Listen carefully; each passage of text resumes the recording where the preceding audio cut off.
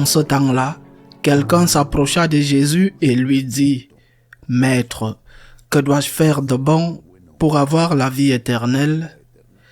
Jésus lui dit, « Pourquoi m'interroges-tu sur ce qui est bon?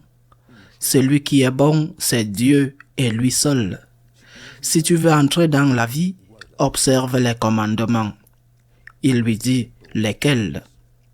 Jésus reprit, « Tu ne commettras pas de meurtre, tu ne commettras pas d'adultère, tu ne commettras pas de vol, tu ne porteras pas de faux témoignages, honore ton père et ta mère, et aussi tu aimeras ton prochain comme toi-même. » Le jeune homme lui dit, « Tout cela je l'ai observé, que me manque-t-il encore ?» Jésus lui répondit, « Si tu veux être parfait, va, vends ce que tu possèdes, donne-le aux pauvres, et tu auras un trésor dans les cieux. Puis viens, suis-moi. » À ces mots, le jeune homme s'en alla tout triste, car il avait de grands biens. Et Jésus dit à ses disciples, « Amen, je vous le dis, un riche entrera difficilement dans le royaume des cieux.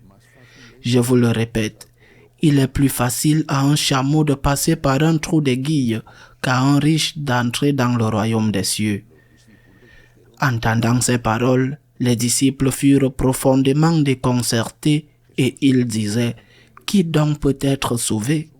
Jésus posa sur eux son regard et dit, « Pour les hommes, c'est impossible, mais pour Dieu, tout est possible. » Acclamons la parole de Dieu. Comme toujours, il faut aller pas à pas quand on médite sur l'Évangile. Le premier enseignement à retenir dans cet Évangile est que tout le monde ne va pas au paradis. L'idée qu'on a véhiculée qu'au ciel, ils sont tous ensemble, la mère Teresa avec Staline, Lénine et Hitler, eh bien, la miséricorde de Dieu est infinie, mais cette idée est risquée. Le Seigneur dit clairement que pour aller au paradis, il faut respecter les commandements. Le Seigneur est celui qui nous sauve, son sang est rédempteur. Mais si tu n'as pas gardé les commandements, c'est-à-dire si tu n'es pas dans la grâce de Dieu, au moins à l'heure de ta mort, alors tu n'iras pas au ciel. C'est aussi simple que cela. Et c'est aussi clair que ce que le Seigneur vient de dire dans ce texte. Pour aller au paradis, parce que c'est ça la question, qu'est-ce que je dois faire de bien pour y aller? Pour avoir la vie éternelle. Pour aller au ciel, il ne faut pas tuer, il ne faut pas voler, il ne faut pas mentir, il faut être fidèle à ses vœux de mariage ou de consécration. Pour aller au ciel, il faut respecter les commandements.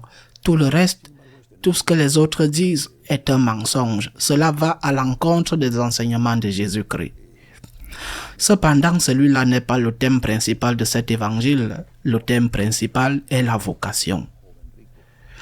Dans cette version, qui est celle racontée par saint Matthieu, il n'apparaît pas aussi clairement qu'il s'agit d'un jeune homme riche, ce qui est la façon dont il est présenté dans d'autres évangiles. Je pense que tous les jeunes sont riches. C'est une déclaration exagérée qui n'est pas toute vraie. Mais je crois que tous les jeunes sont riches. Peut-être que beaucoup sont pauvres parce qu'ils n'ont pas d'argent, mais tous les jeunes sont riches. Qu'est-ce qu'un jeune a? On dira, il a la santé. Il y en a qui ne l'ont pas. Quelques-uns, oui, mais certains n'ont pas la santé. Les jeunes ont une vie devant eux, et c'est une bonne chose, peut-être. Ils n'ont pas une bonne santé, ils n'auront pas beaucoup de perspectives. Mais il y a quelque chose que les jeunes ont. Si ce n'est pas tous les jeunes, je pense que tous, presque tous, ont des projets. Tous les jeunes ont des plans. Au fil du temps, tes projets deviennent de moins en moins nombreux. Tu ne fais plus de plans à long terme. Tu ne fais plus de projets de vie.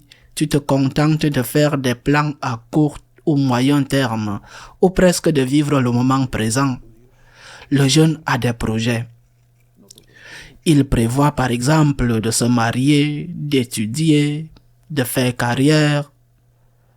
Pas tous, mais beaucoup prévoient des voyages, la liberté, le succès, l'argent. Ceux qui planifient le sexe ou le divertissement ne manquent pas. Ils ont des projets. Et il est beaucoup plus difficile de renoncer à des plans, à des rêves, que de renoncer à des réalités, parce que les rêves sont toujours merveilleux.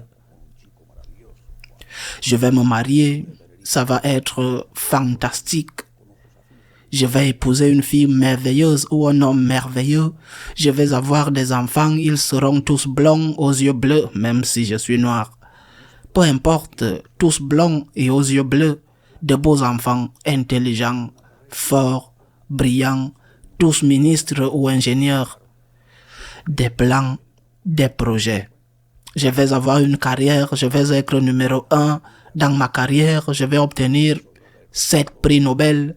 Je vais pouvoir profiter de la vie, des voyages, du sexe, de la drogue et du rock and roll.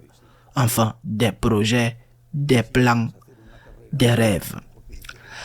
La réalité est alors très différente.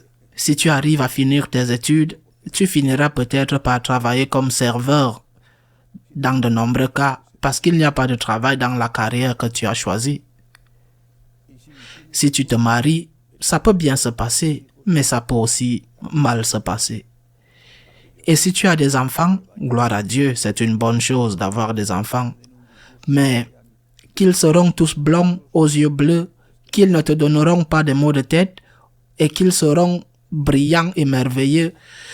Ah mon ami, tu ne connais pas la vie ou quoi?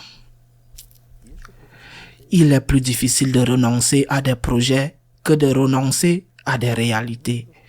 Et c'est précisément ce que le Seigneur nous demande. Il nous demande de renoncer à nos projets. À nos projets pour accepter les siens. Il nous demande de renoncer à nos projets qui sont souvent des châteaux de cartes pour accepter ces projets. Seigneur, qu'attends-tu de moi? Qu'est-ce que tu veux de moi? Pas ce que je veux de moi, mais ce que tu veux de moi. Parce que si je crois en toi, je sais que tu m'aimes et je sais ce que tu me demandes est le meilleur pour moi. Si nous revenons au début de cet extrait, nous pouvons peut-être découvrir où se trouve la racine du problème. Ce jeune homme riche, bon garçon, croyant, pratiquant dans sa religion juive, qui dit lui-même qu'il y a des choses qu'il a toujours faites, c'est-à-dire qu'il a gardé les commandements, un garçon merveilleux. Mais la question qu'il pose n'est pas la bonne question, ou plutôt, la question qu'il pose révèle ce qu'il y a dans son cœur. Il demande, « Maître, que dois-je faire de bon pour obtenir la vie éternelle ?» Il aurait pu poser la question d'une autre manière. « Maître, que dois-je faire de bon pour plaire à Dieu ?» La réponse, sans doute, aurait été la même de la part de Jésus, mais sa réponse à Jésus n'aura pas été la même. Ce jeune homme riche, respectueux des commandements, etc., ne s'intéressait pas à Dieu. Il s'intéressait à lui-même. Il voulait son salut. Et s'il pouvait l'acheter à un prix arrangé, eh bien, il n'allait pas payer plus pour le salut. Dieu n'est nulle part. Il ne s'agit d'une motivation d'amour pour Dieu. Ça ressemble à une motivation égoïste, une bonne motivation égoïste dans le sens où il voulait aller au paradis, ce qui n'est pas mauvais, mais au final, c'est une motivation égoïste. En tant que catholique, on ne peut pas demander à Jésus, à Dieu, ce qu'on doit faire pour être sauvé. Je dois d'abord lui demander ce que je dois faire pour lui faire plaisir. Seigneur, que dois-je faire pour que tu sois satisfait de moi? Car je sais que ce sera déjà le salut sur terre. Être en grâce sur terre, c'est déjà le salut. Et après, le ciel que tu me donneras. Que dois-je faire, Seigneur, pour te plaire? Voilà la question. Et alors, au jeune homme riche de plans et de projets, peut-être à court d'argent, le Seigneur dit au jeune homme riche, « Comme tu veux me plaire, vas-y, vends tes plans et mets-toi à réaliser les miens. Ce que j'ai pour toi, ces plans sont les meilleurs. Mais si tu ne penses qu'à toi, tu ne donneras que des excuses.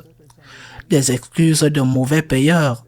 Parce que ce que tu vas dire, ah non, je te promets que je n'entrerai pas au séminaire, mais je te promets que je ferai tout très bien et que je serai un magnifique laïc. Et puis il savait que tu cesses d'aller à la messe après peu de temps et que tu mènes une vie pas très vraiment catholique.